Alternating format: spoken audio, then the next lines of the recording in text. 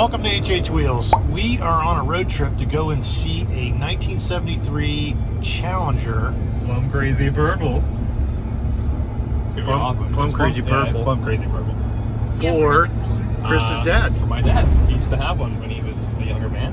Yeah. So we're gonna go check it out. We're gonna check it out. We're gonna see if it's worthy of the 15 grand the guy's asking for it. I hope it's a good looking car. It's gonna be a good looking car, whether it's a hunk of stuff or not. Well, that's why we brought the Mopar expert. We brought the Mopar man. Yeah. I'm not an expert, by the way. 318 automatic car, originally a vinyl top, doesn't have a vinyl top anymore, it has a vinyl top like paint job. We can put a vinyl top on it, it's not that big a deal. At least the roof isn't like gross and crusty like vinyl top cars usually are around here. So I'll take the vinyl paint rather than the actual like vinyl top, it's all crusty. Carolyn's already seen the car. I'm more interested in inspecting the rust on the car. I'm curious. Yeah. It's a Florida car. That's not a good thing. To give a little backstory in this car, it was originally a 318 car, silver with a vinyl top and a rally pack option. A gentleman purchased the car in New York and decided to do a full repaint to Plum Crazy Purple and swap a 440 into it. Later, he moved to Florida and swapped the original 318 back in with the intent of making it a driver. Eventually, he had transmission issues and parked the car. He later sold it to his son, who had the interest of making it into a pro touring car, but unfortunately lost interest in the car and decided to sell. They just want to drive it, you know? That's kind of like how I go with a lot of cars. Yeah, that's what my dad literally did, like just enough so it looks good. Yeah. Turn his head.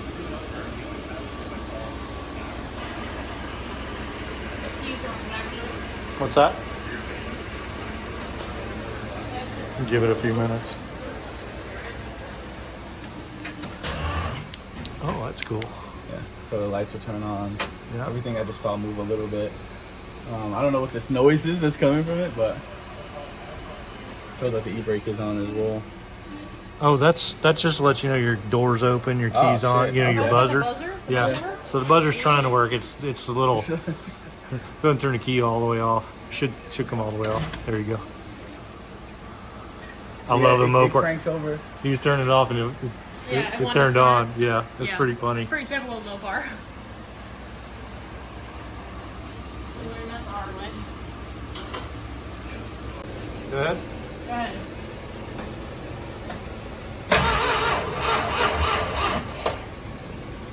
That's good enough. Turns over. That's all I really need.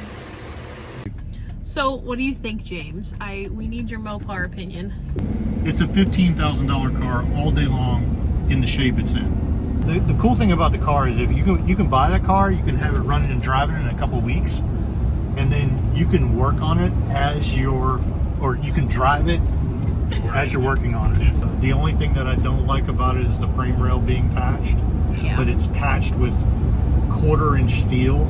I mean, like, it is patched correctly. They did a really good job on the patch. I don't think structurally you're going to have any problems with that. I do like the homemade frame rails that they made in it. Those things are solid as a rock. I think those are cool. They're so ugly looking, though. I don't know, where do you think they're ugly? I just think they look ugly, but that's just because like they don't mate up to the floor pans. I think that's why I think they look ugly. Yeah, like, but I mean, if there's you got clearly a a kit, gap. if you got a kit, they're going to look the same way. Fair enough. So somebody just made a driver out of it. Exactly. But if it had a 440 in it at one time, somebody was probably romping around on it. I personally like the original wheels that are on it, like the rallies that are on it. I think those are cool as hell. Yeah. Now we're 15 grand, but they look good. I would, I'd drive the crap out of that car. I think at 15 it's fair because I don't know, like he needs a transmission, but it's not going to take much to get running. You guys had it turning over. It didn't run, but it turned over. It turned over enough for us to be like, yeah, this so is $100 fun. battery and maybe a starter. After taking a little bit of time to look it over and compare some thoughts, we decided we wanted to put a deposit down. We are loaded up to go pick up the 73 Challenger. This should be fun. I'm actually really excited. I haven't seen the car for a couple days, and Chris's dad hasn't seen it at all. I'm not sure if he's going with us yet, but I'm excited. I can't wait to have this thing around. It's going to be pretty cool. So let's go pick it up. I feel like we just need to put like those little like Needs buggy flags or pulls. something, yeah. Like, We had an 18-wheeler do it to us on the interstate. It was So big. many people There run I around have, this trailer. like the stripes. I might have a few of those left in my garage. It's just so low. People they see the back of the truck and they don't don't see I the know. trailer? They always say they. Getting her loaded up.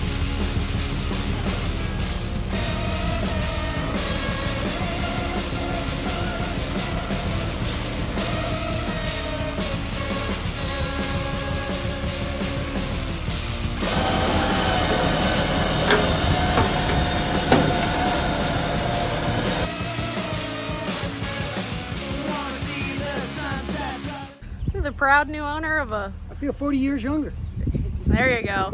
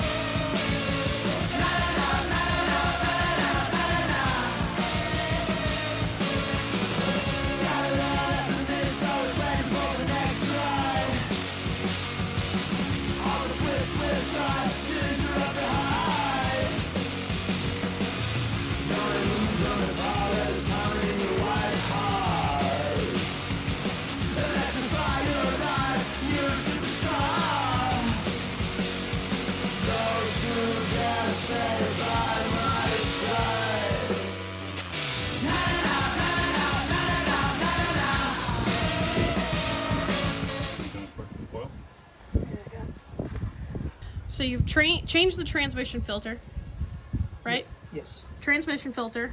What else? Fluid. Oil. Oil. Put hose water in the radiator. Oh yeah, hose water. You need it. Quality. Look at that shiny new battery. Yeah. $140 worth. That's not some HHWheel stuff. That's actually doing it right. Bob took the rot out of Rot Wheels. Oh no. After the guys changed the fluid, they noticed an issue with the spark. Upon further inspection, the reluctor in the distributor was hitting the pickup assembly because someone hadn't gapped it properly. So we purchased a new reluctor in hopes of installing it and fixing the issue. Fast forward to where we don't try to install it in the car because that was really stupid to begin with. There you go. Ready? Yeah, yank. Much the pin. I mean, we could knock that pin out if you want. That's what I think you need to do. Mark now. That is just... no, that might actually work. Okay. Here. I guess Mopar didn't want people taking apart their distributors. Kingpin. What was the problem, guys? I don't understand. It was so easy. Look how easy the old guy did it. do that in the car? Yeah. Yeah, the old guy did it. Look how easy that was. The distributor is back together. Hopefully. Everything's good. We put a new reluctor on because you can see how messed up that was. That's never going to work, so there's a new one. You made that ugly, yeah. Bob! And Bob's messing up the filter while we're not looking. The cigarette filter that goes in the top. So- yeah. Now we're going to go ahead and gap this correctly because whoever installed this before, whether it was the distributor or a new reluctor, I'm not really sure, clearly Let's just be nice. They didn't do a good job. had no idea how to gap it properly. Anyway, I left that screw loose. You guys just need to push it over and tighten it up. All right. Distributor's back together.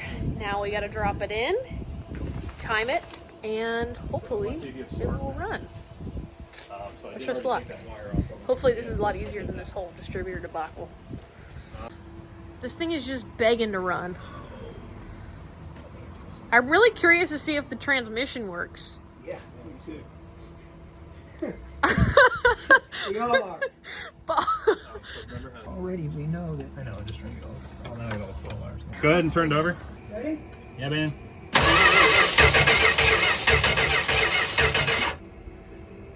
Bump it. Bump it. All right.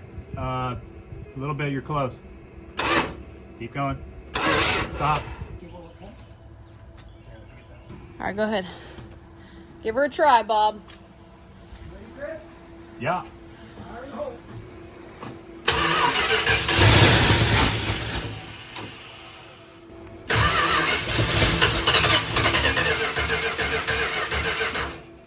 You had to run it. Give me a second. It's got to come this way. Can you tighten up that? Give me the thing to tighten it up, please. Hold on. You're good. It's right here. Look. Well, he's Safety first. He's holding the key in his hand. He's like, key's right here. You're good. Ready? yeah, man. I don't know if I'd do that, Chris. No, you're not. It's not plenty of fuel.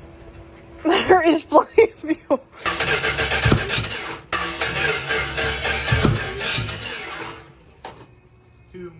Too advanced. Too advanced. Go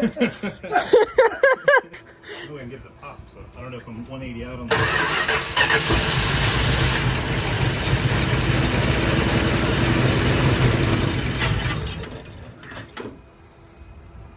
There's fuel in that filter. I don't think you have any fuel in there. I don't think you have any fuel in this car. That's your problem. Let's start with gas. So it might be safe to say that gas is kind of a vital part, right, Bob? Yeah, but at least it's not bad gas. It could, yeah, it could be some lacquer. I don't know. Probably, yeah. We're getting close. The one wasn't much better. So we got this handy, beautiful little box of stuff, and we found the. It's probably, old is distributor. Is it original Mopar? It kind of looks like it based What's it off say? of. There's a sticker on the side. It's got the tag, so I'm assuming this is original Mopar. I don't see any markings, but that doesn't mean it isn't there. It's just so oil soaked. Things are going right for us. We gotta fix that.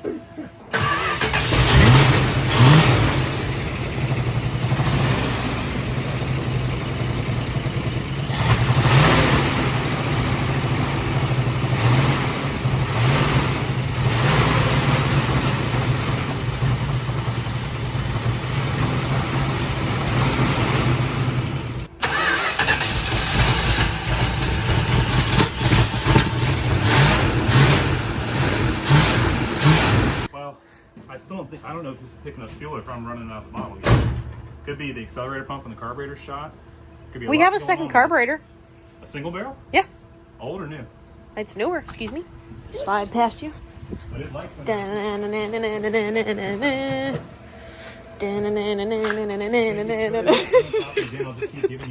No way. That's like a Chinese car. That's probably brand new all inside. Oh, it's probably junk. wait a minute. But wah, wah. Fuel yet, dude. Okay.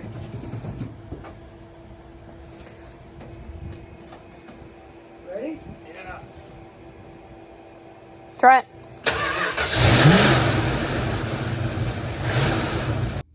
We got it to the point where it would run pretty good, but it wouldn't idle that great just yet.